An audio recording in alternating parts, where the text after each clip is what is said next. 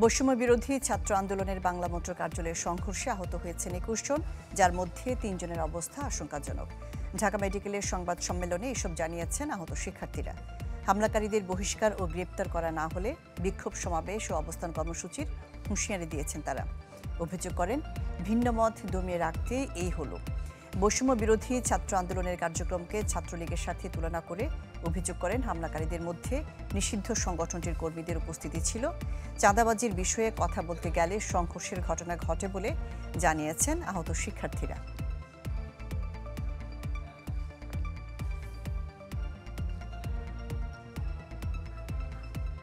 ভেবেছিলাম জুলাইয়ের পর অন্তত ছাত্র সংগঠন সমূহ পারস্পরিক সহাবস্থান বজায় রেখে দেশের অগ্রগতিতে অবদান রাখার চেষ্টা করে যাবে। একই সাথে মিলে চেষ্টা করবে যেন ছাত্ররা আবারও ছাত্রলীগের মতো কোনো সন্ত্রাসী সংগঠনের হাতে জিম্মি হয়ে না পড়ে। তাদের পদবঞ্চিত করে তাদেরকে প্রশাসনিক বিচার গ্রেপ্তার করতে হবে, প্রশাসনিকভাবে গ্রেপ্তার করতে হবে এবং তাদের পদ বঞ্চিত করতে হবে। এটাই আমাদের ফাইনাল দাবি।